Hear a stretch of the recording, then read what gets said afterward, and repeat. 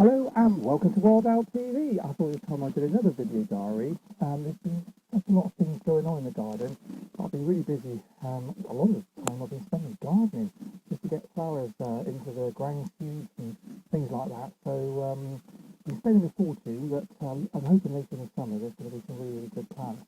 Now, I expect you're wondering how the ducklings are doing. Well, they are still here. And look at the size of them.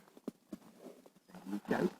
And they are very, very keen on these mealworms. Now, this is a treat for them now because I've just had to stop giving them mealworms. But just look how they have grown. They have grown at such a rate. It's hardly surprising because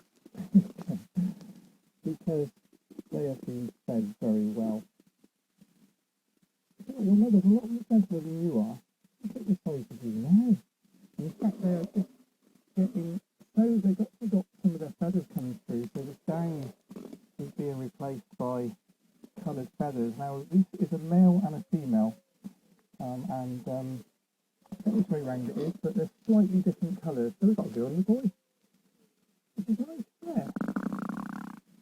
And every night the foxes try to eat you, and every night your lovely mum has looked after you so well, hasn't she? She's been such a good mum.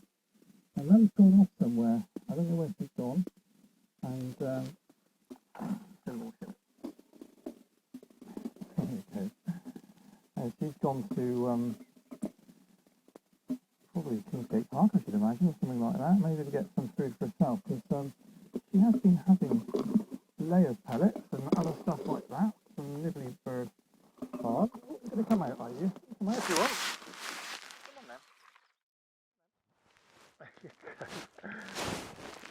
You're not so good at getting out, are you? Just lead out the way, there we are. Well, I just topped the pond up. You should be able to get out now. When the pond gets a bit low, there's a little bit of a leak in the waterfall, I think. Oh, you're going to help yourself, are you? Looks that way, doesn't it? Look at this. God, I'll tell you what, you are ravenous. You're not going to have all those, because... No, you're not. Look at this. You are naughty.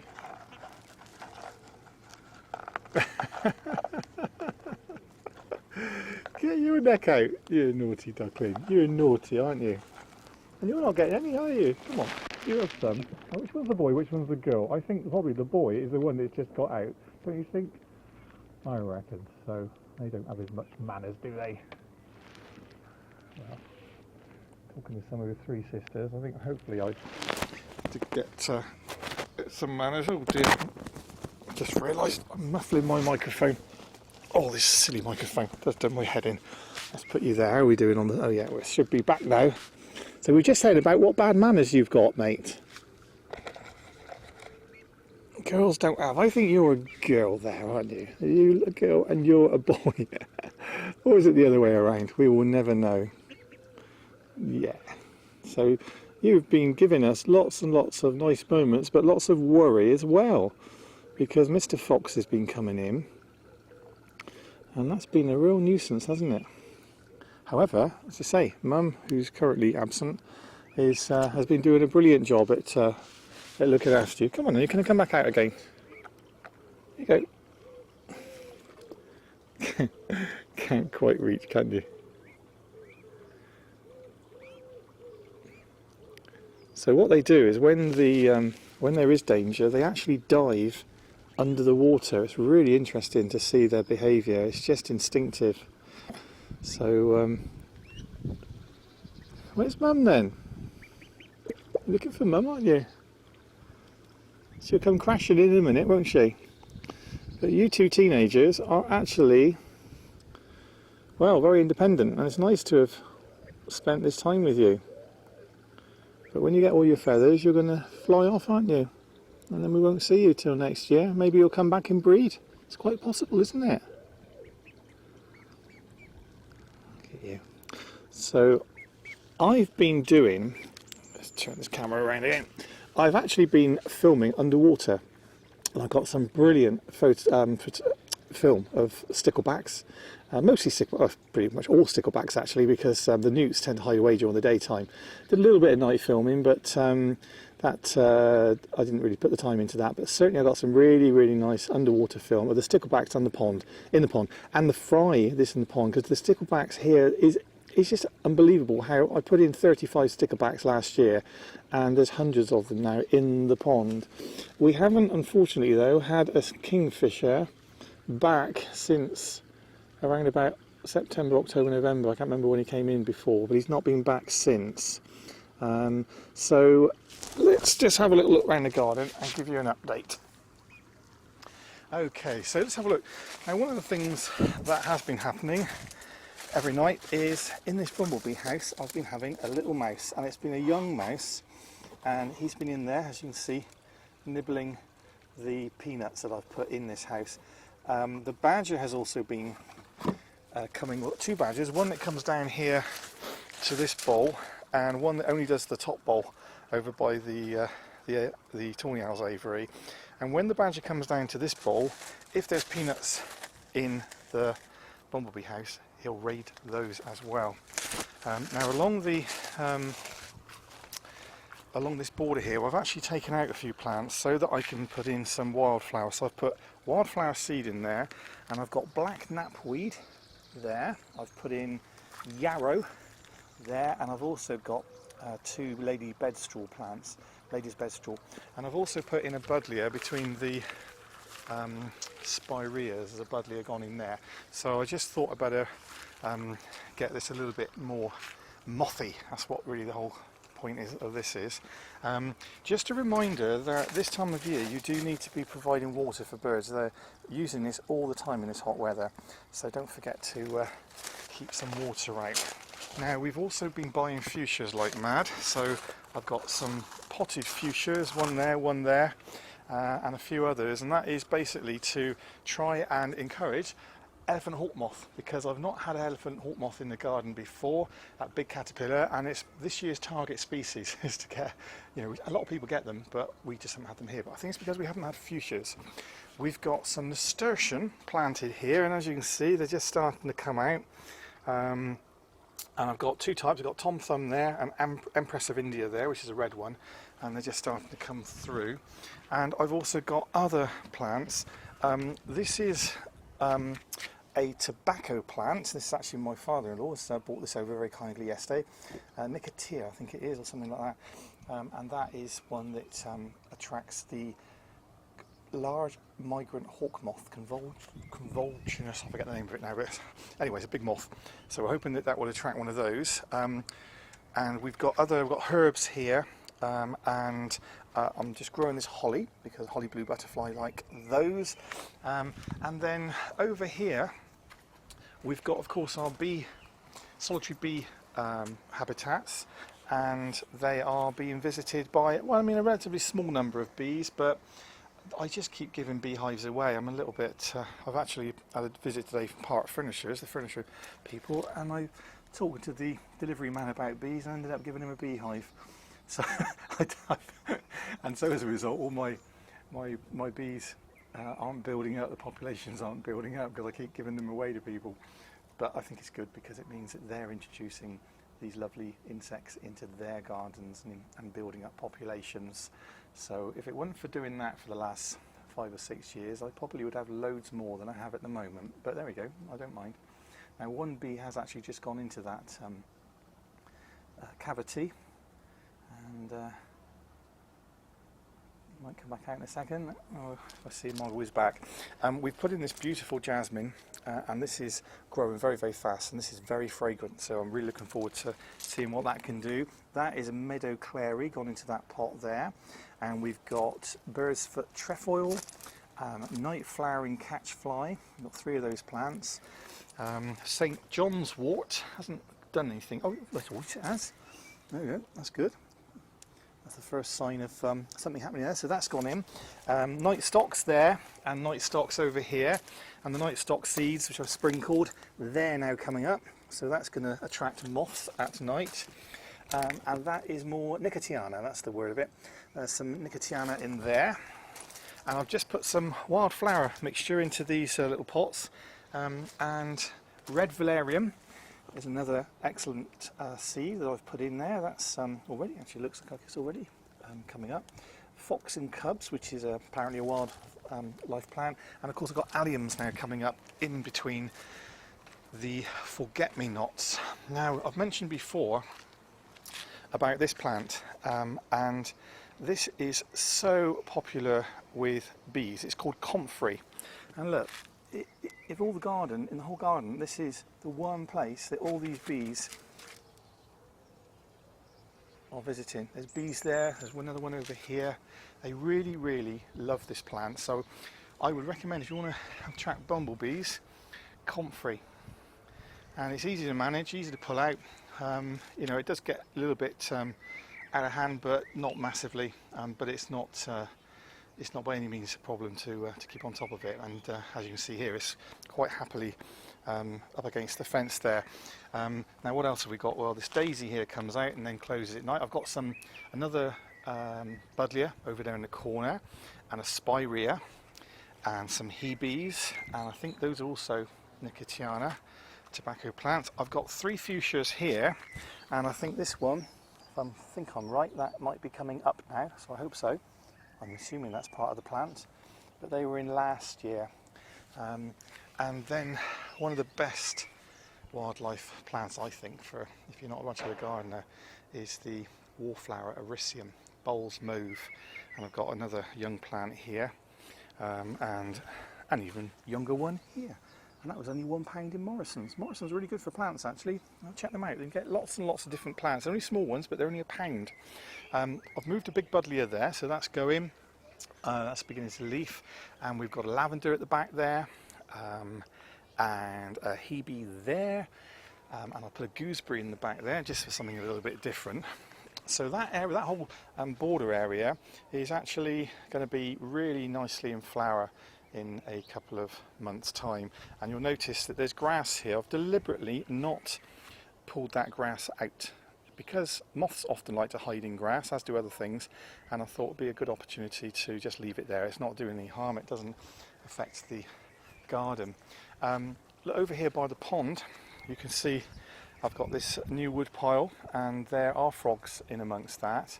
And I've also then, in this area here, I've planted some more wildflower varieties. I've got harebell, which I think the slugs are having a go at that, red campion, and wild carrot again. And I've also seeded this with red campion.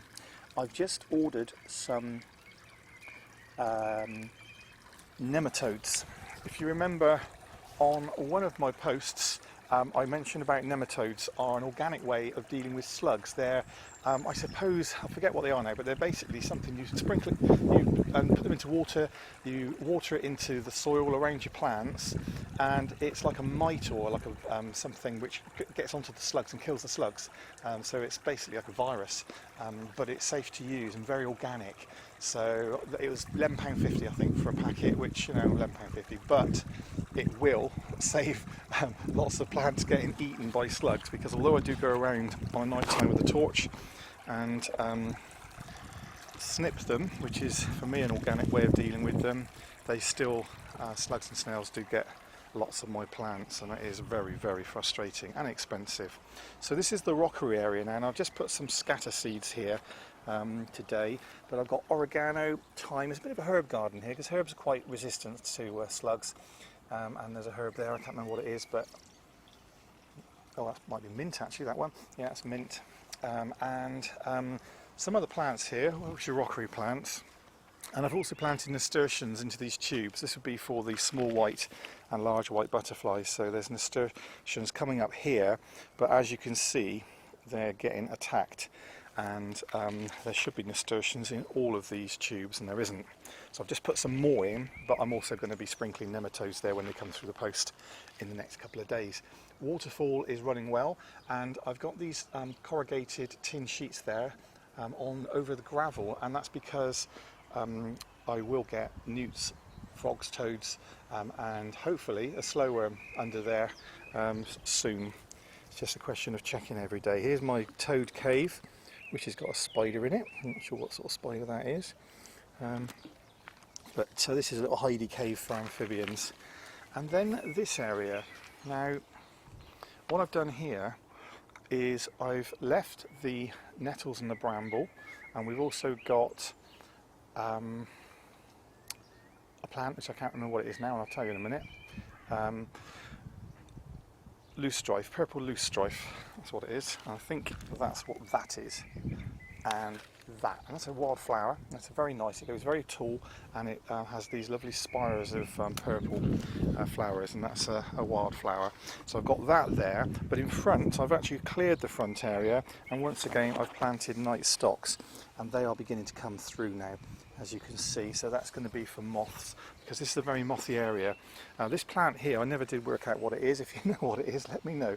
Here we go. Does the leaf tell you what it is? We should better find it out, we're just not getting round to it. But this was a plant that was used by the grey dagger moth caterpillar last year, so it would be really funny if, having moved it from the house, from in front of the kitchen window, if a grey dagger moth finds it down here. And then this area here, of course, is the little wildlife pond, which is very important. If you can have a secondary pond, it just gives a little area where the small frogs and toads and newtlets can come. And this is really, really popular, this pond. Just looking under here to see if there's anything. Not coming across amphibians yet in the area. I think they're still all in the water, and I think it'll just be a matter of time before we start to see them. Nothing under there, but it will be not long before. Every time I lift that sheet, there'll be probably loads and loads of little frogs and toads. Well, hopefully toads, but certainly newts. Okay, so the hawthorn is currently in flower, as is the crabapple blossom. This is hawthorn, and it is lovely, really, really important. But as I've mentioned before, it's very, very, very spiky, and my goodness me, you want to get that in your finger. I'll put a little wildflower over there as well, as a bit of yarrow, but whether it's going to do any good, I didn't have anywhere to put it. And then of course we've got the crab apples and the apple tree. This nest box up here, nothing actually used this nest box this year, which is a bit of a shame.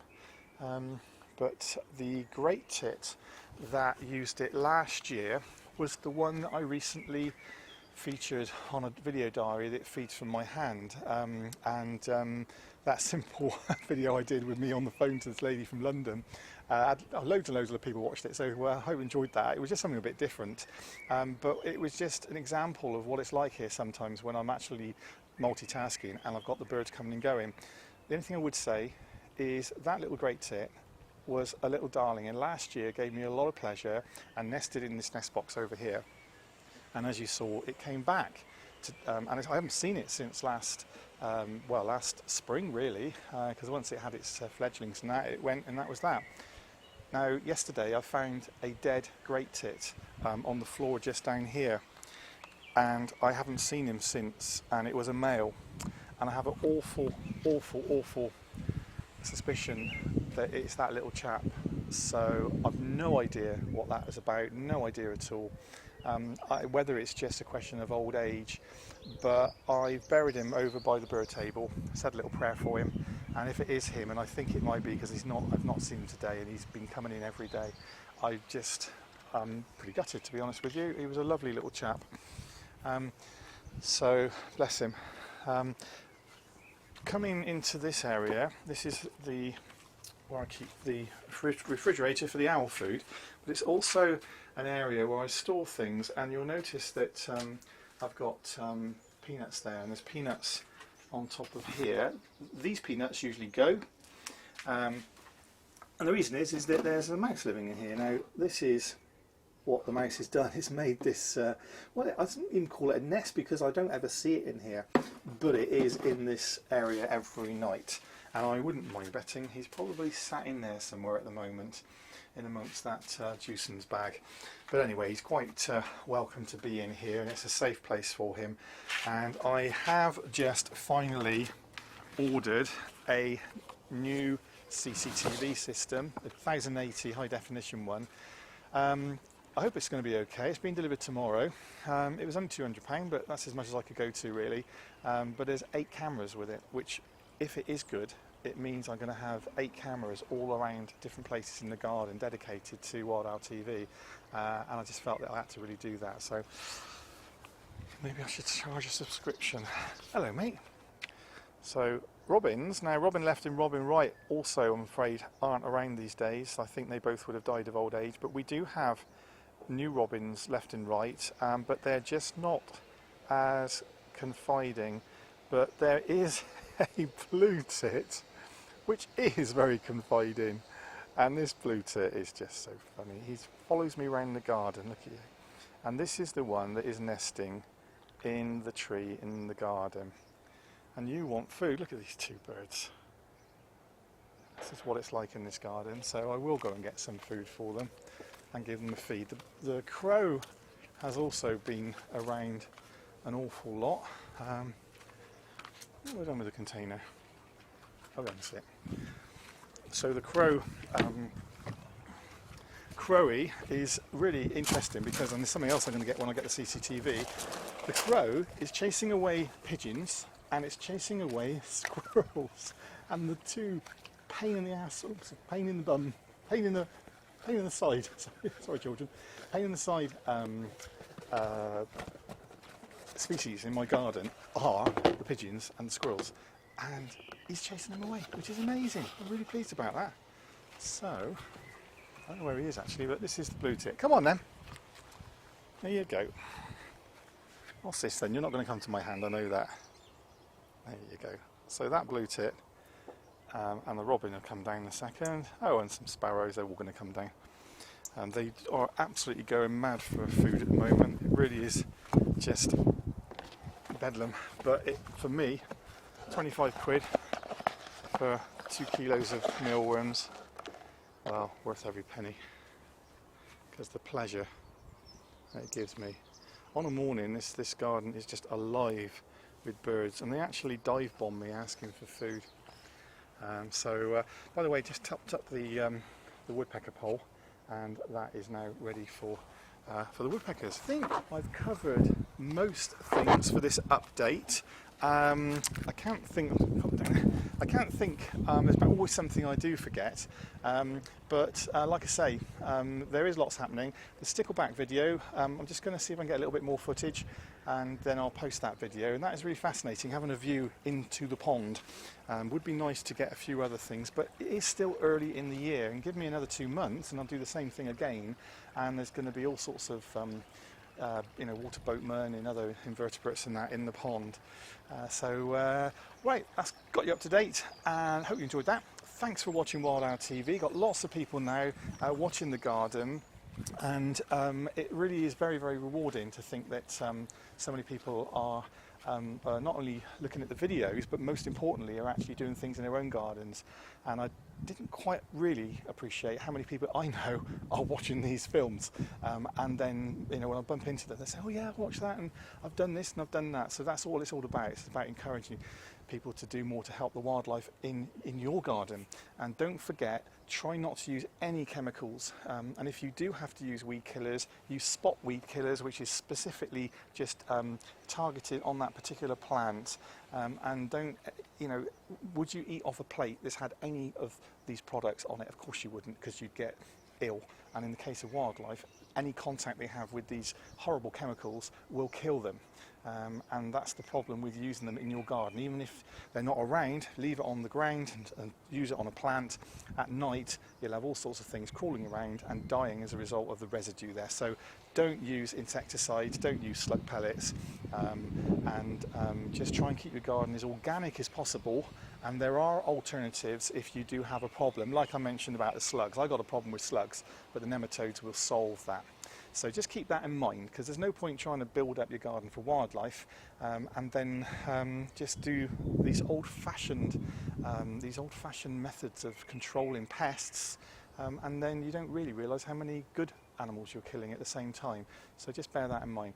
So anyway, I'm off. Thanks for watching Wild Owl TV. See you again soon. Bye.